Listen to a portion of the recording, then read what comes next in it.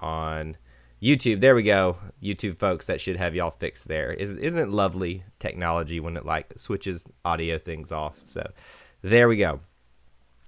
I have fixed the audio for YouTube, I believe. So that's always great when you get off to a Monday morning with technological issues. It get things started very well. So I appreciate you all being here today and being willing to be a part of the discussion. And I'd love to hear from you as we go throughout the stream today. So let me know that you're here with a War Eagle. Hello, all that good stuff. Please let me know what you think about the topics on hand. Comments and questions are always welcome throughout. A couple things to keep in mind too as we go throughout the show, and I'll remind you a couple of times, just some things we always share at the beginning and during throughout our streams here. If you want to check out our podcasts that we have, you can do that on several different applications out there. Most notably, obviously, Apple Podcast. And for you YouTube folks, I'm putting that in the in the comments section right now, so you can go check that out. If it's not on your podcast app of choice, please let me know, and I will do my best to get it out there for you. And I will go ahead and give a huge shout out to a new member of the E2C Network Booster Club. Actually, I haven't gotten their permission to reveal their name, so I won't do it yet. But we had somebody out there join the E2C Network Booster Club, where you can sign up for as little as $1 a month and help support the content that we had. So as soon as I get their permission to do so, we'll give them a huge shout out. And thank you for being a part of supporting the content that we do here on YouTube and also on our podcast network. So that's all the main stuff that I have to share right now. One other thing, we do have a new podcast out today. No Huddle is out with AJ Richardson and Jared Davis, our Auburn football show, where they discuss, obviously, the hiring of the coordinators and several other coaches and players leaving and deciding to stay and stuff like that, which is what we're going to be discussing a little bit here. So as we get through the topic today, please do make sure you smash the like button if you are enjoying the content. So we will leave all that there right now. Kenneth, I appreciate you so much for giving me on YouTube, giving me the heads up that the audio was not working. So if you remember, if you were part of the live stream 2 days ago, we didn't do one yesterday. I was on the road this weekend, and I had to do it from a secret location. And, when you switch audio gear up, sometimes settings don't switch over and you forget to check them. So that's why the microphone situation was a little messed up for you guys. But I appreciate y'all letting me know about that at the very beginning there, because that's always, that would be terrible if I went the whole show and everybody's like, what are you saying here? Stereotypical Auburn fan says, not looking good for T-Will. I don't know that it's not necessarily looking good. It's always interesting when coaches decide that they're going to have assistant coaches for inside and outside linebackers. To me, that seems a little superfluous. Is that the right word? A little excessive. But it's their scheme and their defense. So I'm just going to go with what they want to do. And sometimes I feel like that's just to help coaches out. I don't know. So I wouldn't say that it's not that it's not looking good for T-Will, but it's not looking good either. It's kind of like up in the air at this point. There's still an outside line or inside linebackers. One of the two. I think one of the two spot left for him if he wants it. And I do know that he got an interview. So it really just amounts to what goes, how his interview went and things like that. But, I understand the maybe somewhat unoptimistic outlook of it. Joe says, War Eagle, and good morning. Good morning to you as well. It is almost noon here, but where I am. But yeah, good morning. Everybody wants us to keep T-Will. Thomas is here, and Joseph, yes. So that's a great point as well. I figured we'd talk about some other players that are deciding to leave, some that are deciding to go away, and some that are deciding to stay. So Roger McCreary coming back, I think, is huge. Let me just start off. I know this is not the biggest topic, and it's not the one that I have as the headline of the discussion point here. But let's just talk about this. Does anybody, hold on, I got to move this just a little bit, guys, just so I can see the Twitter folks. I don't know why. Here, I'm going to move you guys just a little bit. Setup's a little weird now that we got all this stuff. It's still morning. You bring your comment back up one more time. I'll address that, but I missed it because it was getting blocked right here. All right, question to the room. Was anybody expecting Roger McCreary to leave early? other than Roger McCreary and his coaches and his teammates, because obviously they have the inside knowledge of what's going on in his life and all that stuff. We as fans don't. We can speculate, we can predict, we can prognosticate, but we don't know. I just was shocked that an announcement was needed for Roger McCreary to say that he was leaving early or not leaving early. Personally, I thought he has come on very strong from not having a lot of expectations by most people's standards to being a very prominent member of the defensive back core. And so I didn't think that he was not worthy of consideration to leave early. I just was shocked when I saw, you usually see it from the bigger players, right? Bigger names, more prominent, maybe have other options on the table.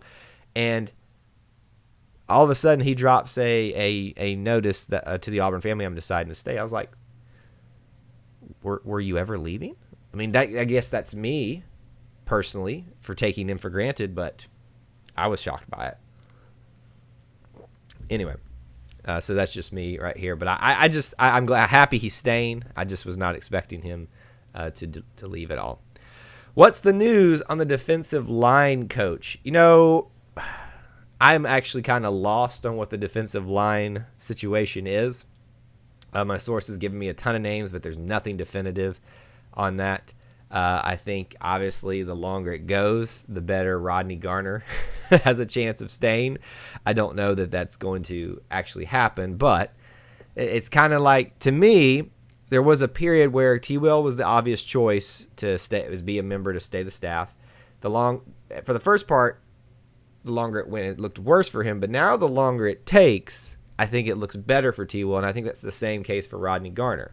I would have told you no, Rodney Garner would not be coming back at the start of this whole process, but now I'm kind of like,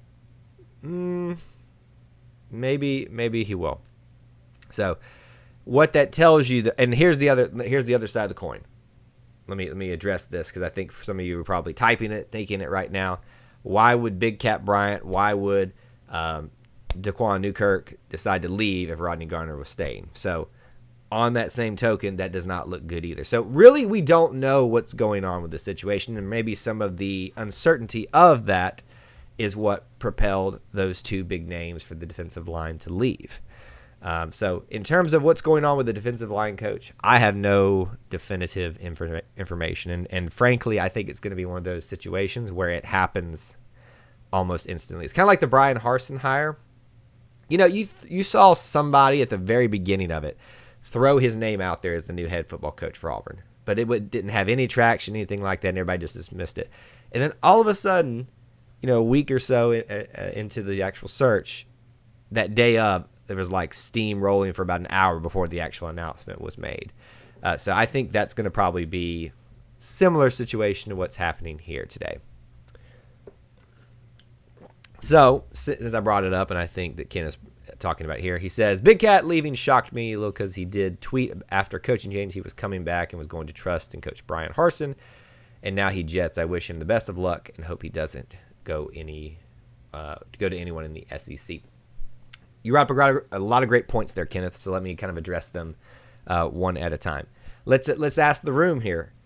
Yes or no, were you shocked by, this is specifically Big Cat Bryant, not Daquan Newkirk, but specifically Big Cat Bryant. Were you shocked that he decided yesterday that he was going to not leave early and go to the draft? Because I think if he had announced that yesterday, we'd all been like, well, okay, he just didn't want to, do this another year. And maybe he thought he would go good in the draft. But I do, personally, for me, I was shocked.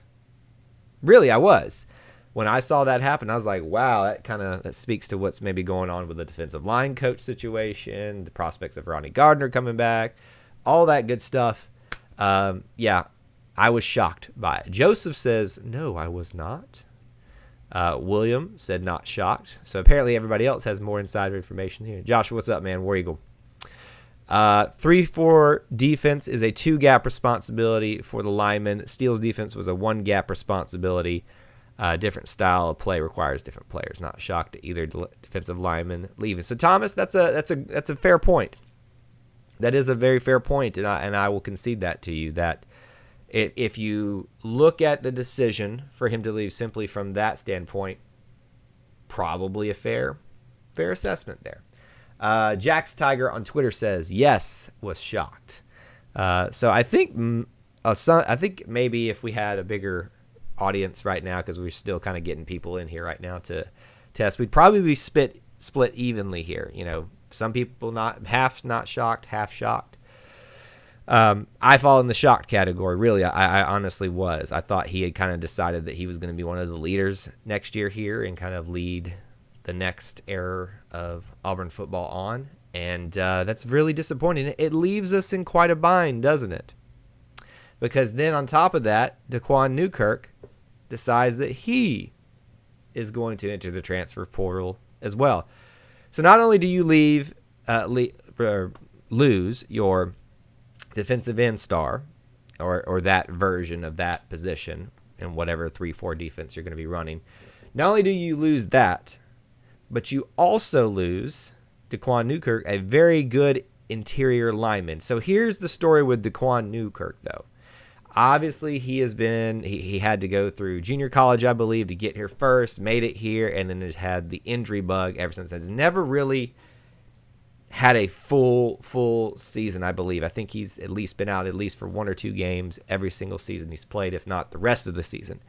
So it's kind of like the Daquan Newkirk decision to leave doesn't really hit you as hard because we haven't seen him out there. But when he was out there, you saw how good he was. So it's kind of like I didn't want to lose him. But then you get Big Cat Bryant on top of that, and that just kind of compounds everything, doesn't it? So for me, yesterday, it's the Thanos, if any of you are Marvel Cinematic Universe fans, today extracts a heavy toll, was one of those things. Another question for the room, and this is one that I think you're already going to know your answer on this because there's much more at play here than just that simply answering the question. And I mean that like emotions about the coaching search and all that stuff. But I'm going to ask it anyway because this is what I do. Does losing Daquan Newkirk, Big Cat Bryant, Seth Williams, Anthony Schwartz, Elijah Stove, does losing all of them make having firing Coach Malzahn worth it? I think most of you who were in the camp of I was very pro, this was the time to fire Coach Malzahn, you're going to say yes still. And I respect that. I really do. But if you asked me and told me that, and this is, let me completely be honest here and just say I am not hoping that Coach Brian Harsin fails or anything. I am excited to have him here, and I'm excited for what he's going to do. But if you had told me, as of where I'm sitting right now, if we fired Coach Malzahn to get Brian Harsin, and that would result in all those players leaving, that's a tough one to swallow. Doesn't mean I'm not saying no. It's just tough for me to swallow. Auburn fan says no. AU Robinson says yes, it was worth it. Yeah, it was a bit shocking. I mean, yes, we need a new head coach.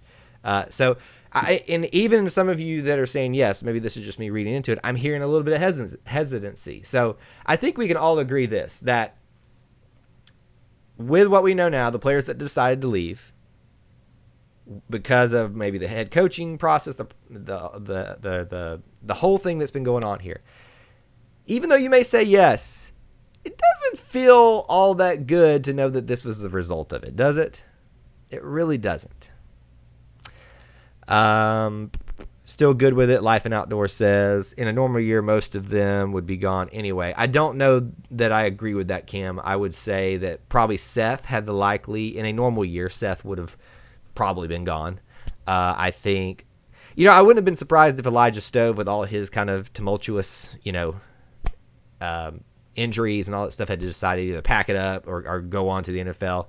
So that wouldn't have been shocking. I would have been kind of like, oh man, but I would have been shocked in a normal year if Anthony Schwartz had left. I would have been shocked if Daquan Newkirk had left.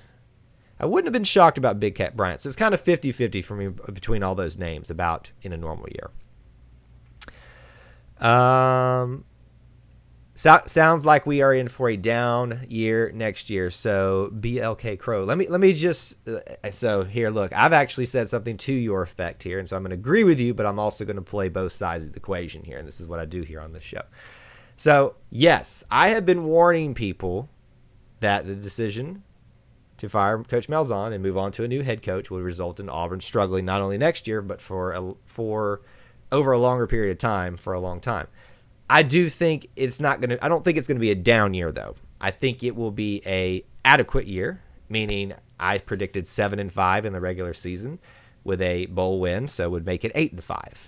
And then I predicted a year 2, which was highly more successful. Not saying SEC championship. I'm not saying national championship. But I am saying a pretty strong recruiting class, like top 10 level, if not higher. I am predicting competing for one of the top spots in the SEC and nationally.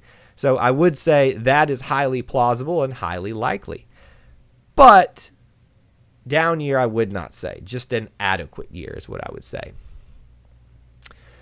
No doubt worth it. Even if they stayed for another year, I still don't see us competing for an SEC championship. I don't know. I personally believe that Auburn would have competed for a national championship in year 2 under this coaching staff.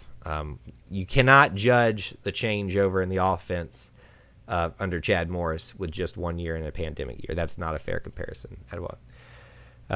Keep it straight. I'm watching. What's up, Hillbilly? Gus should have gotten 1 more year, Josh. I agree, but hey, that's neither here nor there.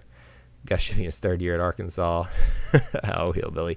A.U. Robinson, we have a good wide receiver core. I honestly think the D-line will be better. So you think the D-line will be better without Big Cat Bryant and Daquan Newkirk in the middle? And someone brought up Truesdale earlier. I'm excited about Tyrone Truesdale as well. I think there's a lot of talent there as well. And I think there's a lot of talent with the wide receiver core. It's not proven though yet. So there's a lot of uncertainty that comes with that, which makes me a little nervous. But with uncertainty, sometimes that means it goes the positive route, right? So it could potentially be very, very good for Auburn, and I'm hoping on that. Really am.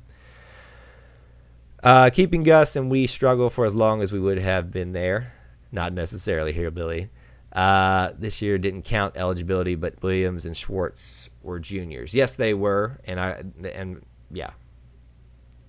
sorry, I don't know if I'm understanding the point there. From a leadership standpoint, but I think the talent is there to replace them. Yes, I think the talent is there, but is it ready to replace them? That is the $1 million question. I hope so. I'm a little nervous about that, but we'll see. We'll see how good these new coaches are in their position that they've been put in, which is going to be a tough one because you've now lost, your 3 starting wide receivers. You've lost 2 of your, obviously in Big Cat Bryant's case, but in somewhat Daquan Newkirk's case, starting defensive linemen. You have, you've got a tough situation, and it'll be interesting to see what they can do with it. But I am sad for Big Cat Bryant. So I said earlier, the person who brought up the Big Cat story for us to start out talking with, does he go to an SEC school? Does anybody else feel like we always ask this question when a big-time player for us transfers somewhere that they're going to go to an SEC school? Has that ever happened? Honestly, has a big-time player leaving Auburn ever gone to another SEC school? Because it feels like to me that they only take a step down. And when I say down, I'm not talking necessarily junior college or a non-Power 5, but a step down in terms of somebody less in perception and reality, maybe at least to some degree, less than Auburn. And a lot of times, I don't know that it works out for them. Now, here's an example where it did work out, where they left Auburn, didn't go to an SEC school, and made a name for themselves. Byron Cowart, number 1 overall pick in his recruit cycle, came to Auburn, looked pretty good, had some issues, transferred out, went to Maryland, made a name for himself over there. It's probably a step down from Auburn, especially not being in the SEC and the Big Ten, and made a name for himself, and is now, from what I understand, on the Patriots, having a pretty decent NFL career so far. So I do think that the whole idea of, I hope he doesn't go to an NCAA or an SEC school, or will he go to that, is kind of like, it's always an odd question to me. or an odd thought, because that's never happened. Let's see if anybody else has said if they agree on that one. Let's see. So I'm not seeing anybody agreeing or disagreeing that hasn't never happened. So does anybody think that he's going to an SEC school? Yes or no? And if yes, where is he going? I don't think it will happen. Of course, now that I've said it, it will happen. Let me catch up on what you guys are saying in chat. Harsin is putting together a good staff. We have a lot of great recruiters. Keep T-Will. I feel like everybody wants to just have the hashtag or the comment or at the beginning or front. Keep T-Will. And I agree with that. I agree. I endorse that statement 100%. It's really up in the air at this point. The source that I've been talking to a lot literally has sent me on a roller coaster. Says, well, it doesn't look good today. I was like, well, but now it kind of looks maybe like a chance. But then, it's just like nobody knows. Here's my just completely I'm informed, but not I'm not using my information to make this decision to say this statement. I think T-Will has done all he can to prove that he should be here. I think he probably interviewed as well as he could. I think he has proven that on the field and his recruiting and his time here at Auburn. I think it's probably, does Derek Mason want him? And I think maybe Derek Mason has a guy he needs on his staff at that positional coaching position for linebackers, or the outside linebackers, I think is what's left. That could be all it amounts to, is just trying to convince Derek Mason that's who needs to be here. Because I would bet he's at least won over Brian Harsin to some degree, but you got to give your defensive coordinators the guys they want. The wide receiver core will be better without Williams. Bo tried to force it to him even in double and triple coverage. Let me see how I can tackle this statement here. I don't know that it'll be better. I understand the point you're trying to make with it being potentially better and with obviously forcing it to him. Did you see how many times the ball was dropped by some of those star wide receivers? Did you notice that? There's a reason that we threw mainly to Seth, because we knew that if you threw it in this area, it was going to get caught most of the time. But I understand your logic that you're going with. I just don't necessarily agree with it. And I don't disagree with it 100% either. I think that it can only be proven with time, though. We have the talent on the D-line to transition to the new scheme. Derek Hall as a stand-up outside rusher. Linebackers are a bigger question just based on size. Yes. If you're going to limit your defensive linemen in a 3-4 in terms of who actually is down there with a hand down, you've got lack of size down there, so you're going to need some size at linebacker. And is it there? I don't know. But Derek Hall could thrive here. Let's see. It's not that bad losing Big Cat and Newkirk and Wooten and Hall. Wooten and Hall was our most productive. Okay, I got it now. It was a little weird there. And Wooten Hall was our most productive defensive lineman. I don't know that I think he was as successful as he was because Big Cat was getting double teamed. And when you're that good, you draw a lot of attention, which allows others to thrive, which is a great thing. We need guys that want to play for Harsin, Auburn, all in, not begging 18 to 22-year-olds to stay. Auburn's in a unique position. I don't think you should ever beg someone to stay or want to be here. I think you should try to convince them your hardest. But I also think that we shouldn't be so, uppity is not the right word, but so arrogant. Arrogant's not the right word either. Overly confident in that type of thinking. Auburn is not in a position right now to be, beggars can't be choosers. We're not beggars, but that's the best analogy I can use for that. Thoughts on the game tonight? I will not be watching. I don't know if y'all have heard me say this before. I have not watched a championship game that's had Alabama in it since it started happening regularly. I think I watched it one time, and I was like, this made me so unhappy to watch. Sit here. So here's the thing. If it were Alabama and Clemson of a year ago or 2 years ago, I might have considered it because I knew Clemson was just as good as Alabama. I don't think Ohio State's going to be Alabama. So I'm not going to subject myself to watch my rival team win another national championship. And in my immature mind, if I don't watch it, it's like it never happened. And I found I'm much happier that way. So I will be sitting here in this office in E2C headquarters working on podcasts, other projects that I've got going on. And but in terms of what do I think, A. Robinson's got a different perspective. He says 110 Ohio State, Bama 3. I hope you're right.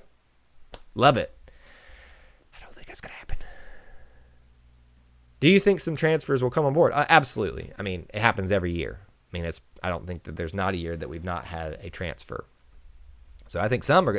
I know that's not technically what you were asking there, but it was not a very specific question. But yes, transfers will come on board. Who, what, when? I don't know. Big drops against Bama and Georgia by Seth. Yes, absolutely. And I'm not saying that the guy was without warrant there, but to deny his ability is just as incorrect. Let's see. Austin, what's going on, my man? How you doing, buddy? Good to see you here. Stan Bussy, turned on notification, finally made a live video. Gonna support you on Patreon. Oh, thank you, buddy. I really appreciate that. Thank you so much. Speaking of which, I'll just drop the link in here in case anybody else wants to go check it out. You can do it for as little as $1 a month. We had someone sign up recently, and we really appreciate it. Once I get their permission, I'll give them shout out everywhere. But there you go. There's the link if you want to go check that out. Let's see. Seth Williams led the SEC in dropped passes that were deemed catchable. I don't know that that's a stat that you can actually look at, but maybe it is. I could be wrong. Seems just like a hyperbole thing there. Is it just me, or was Big Cat extremely underwhelming? Not too worried about the loss there. Josh, I think you and I think a lot alike, but I'm going to have to disagree with you there. I think Big Cat was very good. I think he got double teamed a lot this year without having another big name there to protect him. And I think that is potentially what happened. But at the same time, you kind of hoped maybe you'd be able to say Big Cat's name a little bit more and things like that. But I understand the thought process there. I wouldn't say I'm worried without losing him personally. Colby Wooden, number 25, was one of the best defensive linemen we had this year. And I think he thrived from having much attention put on Big Cat because they knew where our best defensive lineman was. Same thing for Derek Hall. It doesn't take anything away from what those two did. I just think now what you're going to have to remember is that they're going to scheme to whoever's the best one now. They're going to start taking those ones away. Ohio State was dominant against Clemson, but did you see a Clemson team suffer without Trevor Lawrence? And they got beat by Notre Dame. If your team is predicated upon one player, that tells me you're not that good of a team. Probably. Pulling for Bama because they're in the SEC is like pulling for the devil because he's in the Bible, according to a friend's preacher. Pulling for Bama because they're in the SEC is like pulling for the devil because he's in the Bible, according to a friend's preacher. If I'm understanding that right, you're saying, I think I understand what you're saying there, is that those people that pull for Bama just simply for the SEC's sake is kind of oxymoronic. I agree if that's what you're saying. In fact, I don't pull for the SEC pretty much ever. And I know that's, last time I said that on live stream, probably going to get a lot of comments on the after show or once this is over because of that. Most people were just like lighting me up for that. I'm like, that's fine. I just don't like watching my rivals win. I want to see them fail and fail hard. And I understand that logically means that Auburn might suffer a little bit because of the conference they're in if they're all losing. But I just love watching my rivals lose. It's fun. It's the competitor in me. Let's see. Bold prediction. We will see the Statue of Liberty within the first 5 games. Who do you want to see run it? Tank or Shivers? Someone who isn't either of those two. If I remember correctly, who ran that against Oklahoma when he was at Boise State I think it was a wide receiver that ran it. Was it not? I could be wrong, but I thought it was a wide receiver that ran the Statue of Liberty.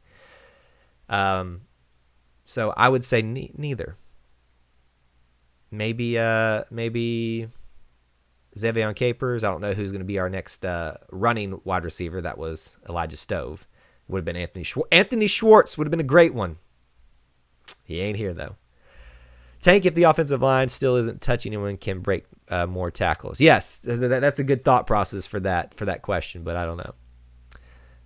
Shivers was misused all season. He needs the ball in space.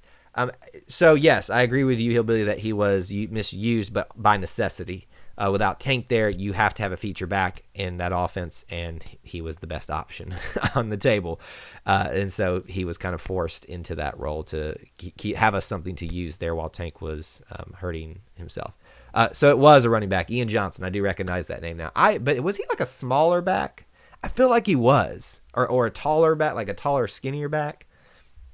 I just remember him like looking at him and not thinking running back. I remember thinking wide receiver. Josh says, I love seeing Georgia and Bama lose. I mean, don't we all? I mean, deep down, we all agree with that. We love watching them lose. But the whole argument of people cheering for Alabama tonight to help the SEC, I'm like, not in this house. We don't cheer for anything in Alabama. We really don't. I cheer against the students there getting A's and B's and C's. It's a little harsh, but that's how deep my rivalry goes, man. I don't like it at all. All right. No, Ian was a nice size back. Well, see, that's so long ago I can't remember. So you might be right, Money Man. I do remember where I was when I think that there are games and not just sports, but there are moments in time where you will always remember where you were. And I will always remember when I watched the Statue of Liberty play against Oklahoma. I was sitting in a hotel room on a ski trip that night in West Virginia. Yes, we went skiing in West Virginia because that was the cheap place to go. We had gotten done with the day, came back, and we all piled in this one hotel room. And we were just watching this. And when that happened, we all lost our minds. Probably got the hotel people called on us. But I will always, like, you remember where you were for the kick six, things like that. You'll always remember when the Atlanta Falcons gave up a lead. Oh, wait, that happens all the time. Shots fired. The hook and ladder a couple of plays before was just impressive. Yes, it was. And I think we got into the hotel room about the time that happened, and that's what made us stay. We're like, oh, they got something going on here. Let's stay and watch this. So, yeah, I agree with that. Enough about – speaking of Boise State, great segue here, Lee. What does everybody think of the hiring of Brad Bedell as tight end coach? What does everybody think about that hire? Were you surprised? Were you shocked? Personally, I think that is probably the most – other than hiring your strength and conditioning coach from your last school, I think hiring your tight end coach is probably the most obvious Boise State choice, isn't it? And same thing with his chief of staff, who was his, I forget what his role was. I think it was the same thing over at Boise State, or assistant AD. Brad Larondo got officially confirmed, even though that was like the first one that the media confirmed several days ago. So that's really, since we last talked, the only two additions. Obviously we were here last time when Carnell and Zach Etheridge were announced, but Brad Bedell and Brad Larondo were announced. So I think personally that is it's like an obvious move. Austin says, went skiing in West Virginia on a church youth trip. Same thing here, Snowshoe, West Virginia. We went to Winter Place, and from what I hear, Winter Place is better. Don't underestimate cheap skiing and fake snow. I have been to Colorado on real snow, and there's no comparison, buddy. Absolutely. Like I don't know that I can go back to West Virginia again and ever ski, because it was just miles and miles different. Barlow Malone asked Brian McClendon as wide receiver coach. That was a name that we talked about. If you remember, I think it was like 3 or 4 streams ago when we first got word of the offensive and defensive coordinator picks. We started talking about some of the positional coaches. Yes, that is a name that is out there. I have felt like a lot of steam has been lost behind that. It doesn't necessarily mean it's not an option. Anybody else hearing the rumors of the one Damian Craig coming back? Anybody? Anybody else think that that's got some steam? Would you prefer Brian McClendon or Damian Craig? My little Auburn loving heart wants Damian Craig. It really does. I really want Damian Craig to come back. I kind of, when we were all, obviously the firing happened and we were talking about coaches, and then Brian Harsin got hired, Damien's name came up, and I kind of dismissed it a little bit because I was like, why would he come back? But, there seems to be a little steam about that, right? There's, I subscribe to the notion that where there is smoke, there is fire, but to what degree, right? Smoke has to come from fire, but to what degree? I guess that's not necessary. Smoke can come from other things besides fire, but pretty much where there's smoke, there's fire. The question is to what degree? Little bitty spark or a full-blown house fire? I think that there has been a better chance, like I said, with T. Will Stain. The longer this goes on, I feel like it favors him. The longer this goes on, I feel like it favors Damian Craig. I forget who it was. Someone came back and posted on one of our previous streams about coming in and saying, I told y'all that we weren't going to get a bunch of Auburn folks. Well, so far, Mike Bobo, based on his history, I would consider somewhat of an Auburn folk, even though he's not previously been here. I would consider, obviously, Zach Etheridge, Carnell Williams, if you bring in Damian Craig, if they were to keep a Rodney Gunner. Don't think that's going to happen, but, that's a lot of people. A lot of people that are Auburn men that are on your staff. So I think that person misinterpreted and read too much into what I was saying, but others were saying here that we weren't expecting a team or a positional coaches full of Auburn people. But we did expect some. I think that was a wise kind of guess. Damian Craig all day due to such a good recruiter. So here is what I feel like. Here's what I keep hearing from everybody here, but also on social media. Everybody's a good recruiter. But is anybody a good coach? Does that worry anybody? We all keep justifying their recruiting. I don't want us to get in a situation where we, praise them for their recruiting, but then we're stuck where they're not coached up. That was the situation with Herb Hand. Great recruiter, not a good coach, in my opinion. Are we going to recruit in the portal at running back? Two backs are not going to cut it. I believe we have one recommitted this year.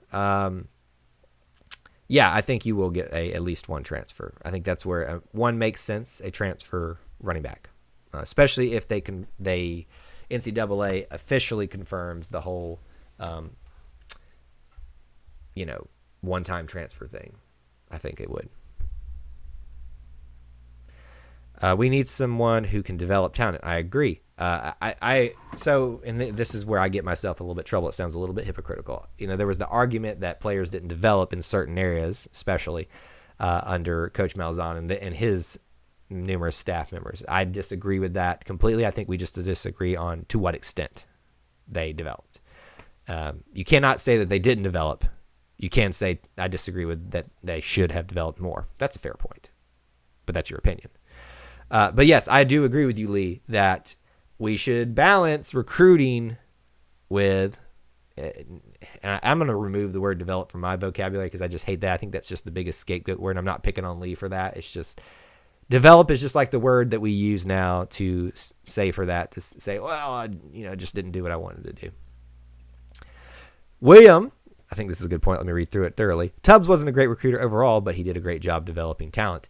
Tubbs, absolutely. So Tubbs' claim to fame was taking a 2-star and turning them into a 5-star. Absolutely. And I think that is what made him so successful, is that he worked with the pieces that he had. And that is the question for Coach Brian Harsin and his staff. Can you take the pieces that you have and make them work? And if he can, he's going to look like a genius. He can't. We got some very impatient Auburn people in our fan base that I think are going to be very rude towards him. My hope is that the Boise pedigree of developing talent will transfer over here. I think that's a great hope to have. The thing I always caution, though, is developing at Boise and in the WAC is what it was at one point, but the Mountain West, I think, is what they're in now, is a lot different than developing the SEC. Will it translate? I hope so. I think it can, and I'm very hopeful it'll do, but it'll be very, very, very big question.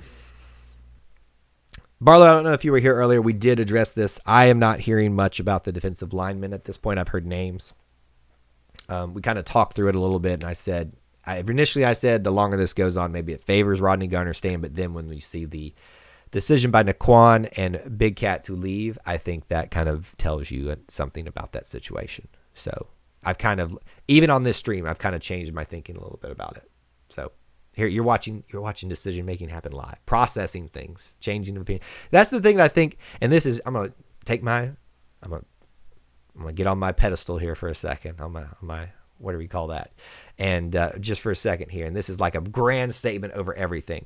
It's okay to change your opinion on things. It is, and you just watched it happen live here. I think people forget that. Felix, War Eagle, man, welcome in. He was successful because Bama was on probation. Oh, talking about Tubbs. No, I don't think Alabama plays as much into his success as you think it does, Hillbilly.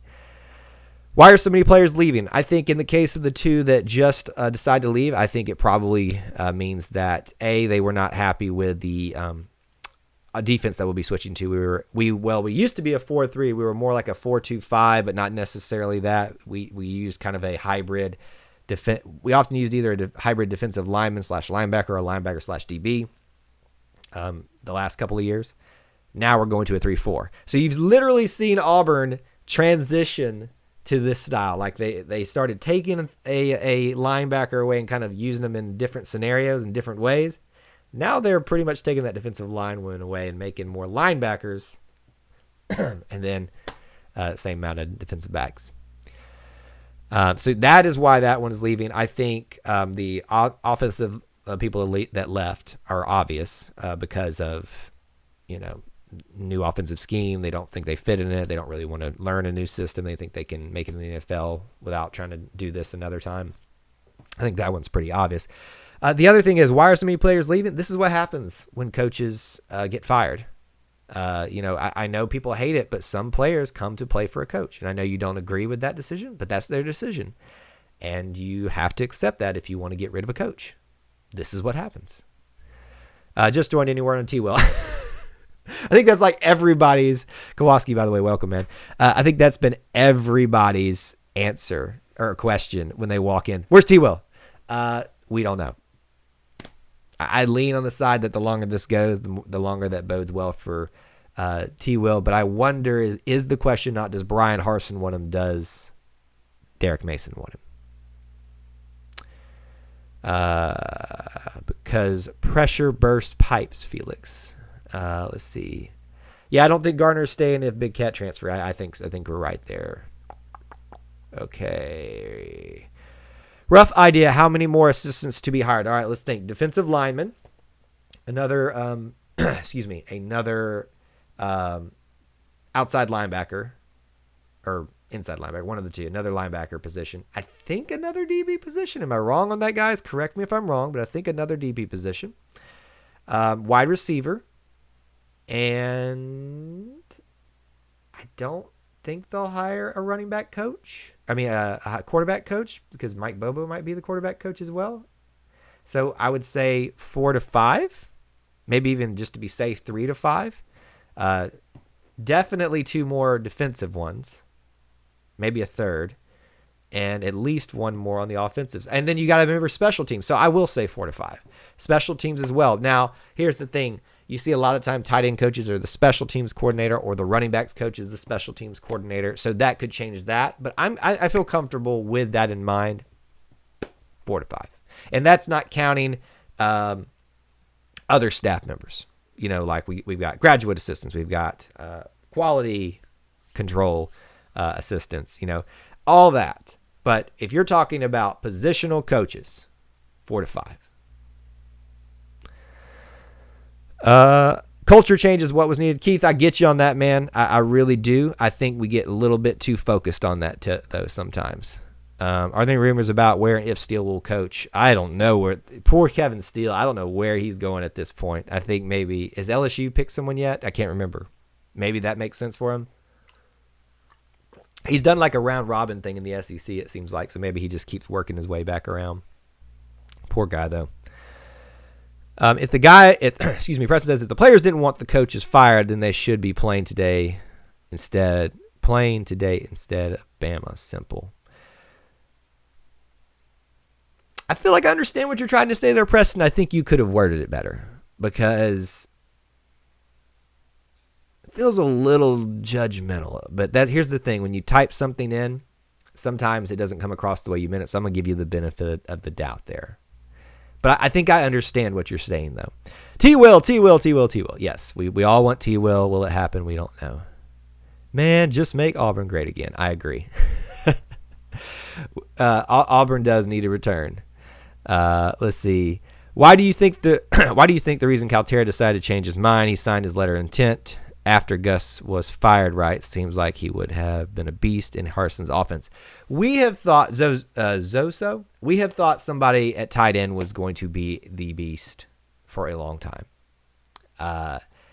There is this fascination that I will never, and I even posted on my personal social media account, Auburn fans like salivating at the fact that a tight end coach was hired, much less what he's actually going to do or actually if it's a good choice or not. And I'm not saying that is not a commentator on Brad Bedell as our new tight end coach, but it's just there's this salivation I feel like that happens at the thought of a tight end. You can have success without a tight end. Doesn't mean that you don't need one in it. I just think there's this notion out there that I think that if we just use the tight ends, everything will work out. I don't think it's that simple. It could be, but I don't think it is. But in terms of Caltera, he obviously probably saw something in the system that didn't work well with him, with the whole decision to bring in Mike Bobo, maybe even Brad Bedell, knowing he was coming, didn't like that situation. So it obviously has to do with that. Yeah, I don't know that he signed his letter of intent because he would be bound by that, in my understanding. I don't know. Austin is speaking up here. He's usually got some good information. There's 3 coaching spots left, 5 responsibilities left to fill out. So special teams, wide receiver, safety, offensive line, outside linebacker, and defensive line. There we go. Perfectly laid out for everybody. 5. There you go. Why didn't he come? I think we answered that, Felix. Tight end. Any ideas of Tennessee or Georgia scenarios? Some of the news seems serious. Asking for your thoughts. Again, I go back to my principle of where there's smoke, there's fire. To what degree is the question? Knowing what I know about Georgia and looking at who their head coach is and looking at where he comes from in terms of who he spent time under, I would put significant amount of smoke there. The problem is that he's well connected to people you need to be connected to, meaning Kirby Smart. So while I think there's probably a lot of smoke there, I don't know that that's going to amount to much other than a slap on the wrist. Tennessee, though, so here's the thing with Tennessee. When you recruit the way that they have, again, when they had not Brian Kelly, the other coach, the one that came from Cincinnati, not Cincinnati. Anyway, I think you guys know who I'm talking about. When they're Butch Jones. When they recruited like they did for a certain amount of time, and then all of a sudden just had all these outstanding players, that kind of makes you question it, right? That quickly, which is something that Auburn needs to think about. If you are all of a sudden, just pulling in all the people, you're going to get looked at. So I think probably Tennessee probably has a little bit more smoke.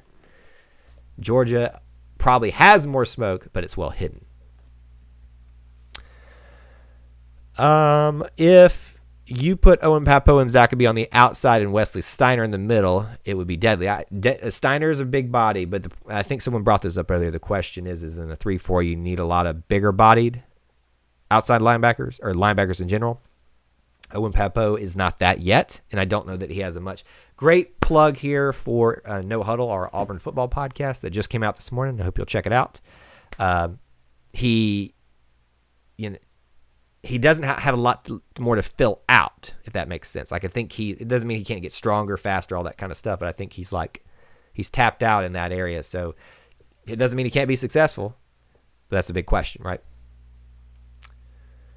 With the coaching change, I think he was able to get out of it. That's probably true.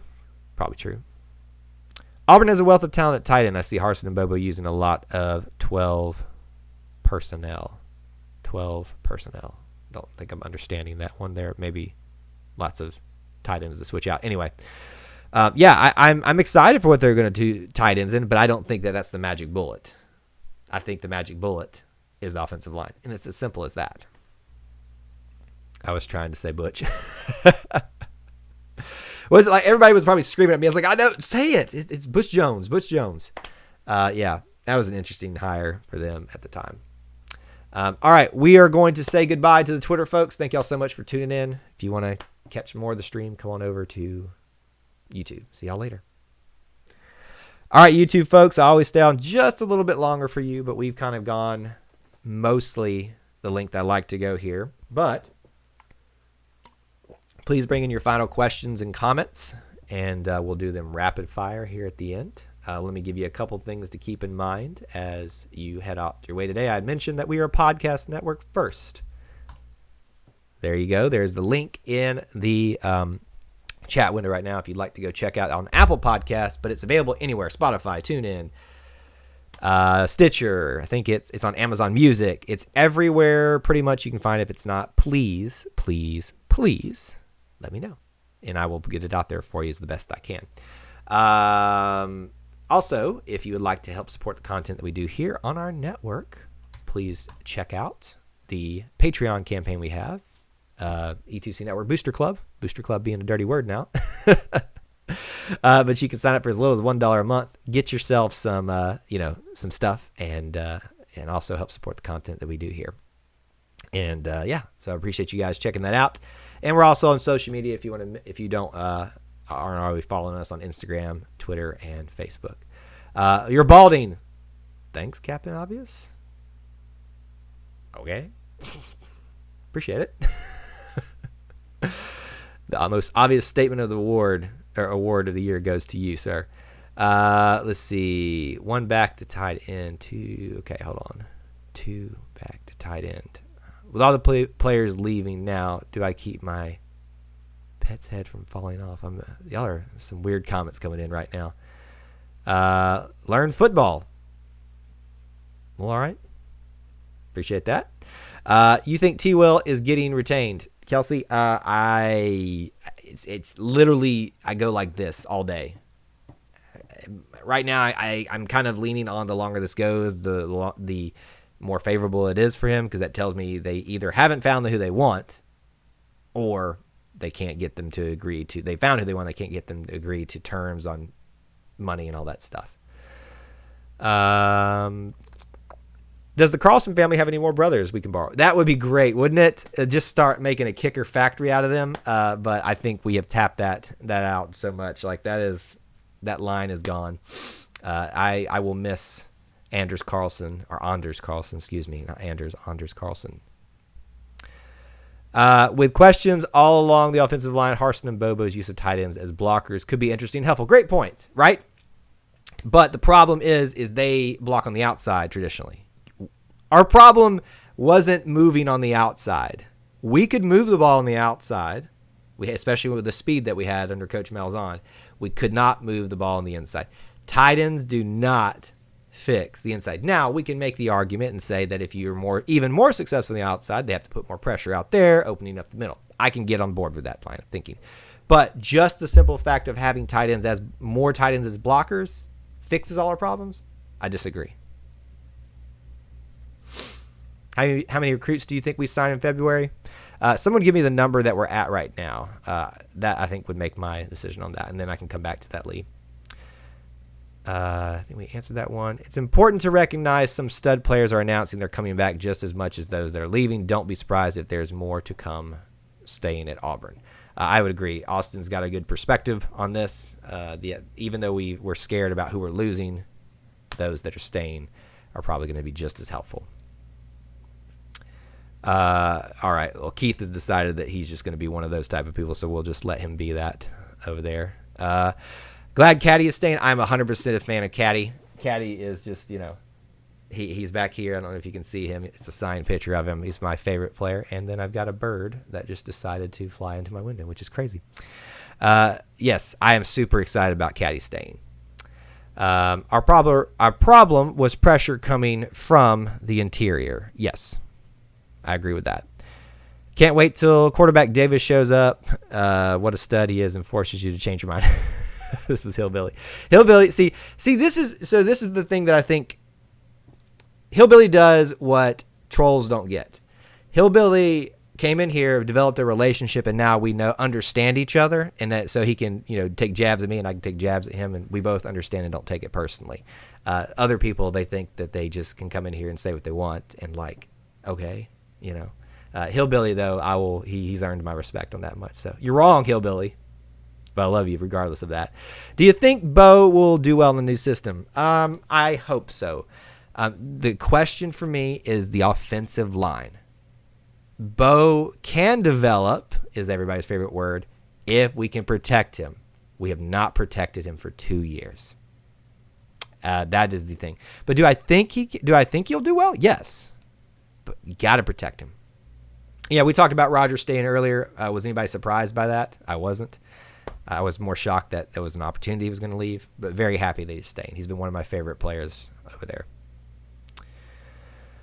A lot bigger than Big Cat leaving. I don't know if I agree with that necessarily, but like I said, I'm a big Roger McCreary fan. He has won me over big time. Yeah, got you back too, brother. All right, man. I think we are done for the day. I appreciate y'all all being here. Had a good stream today. A lot of people here, a lot of new faces. If you can, on the way out, please do smash the like button. It does help the stream out. And make sure you're subscribed and have the notification bell marked. Both of those things are important.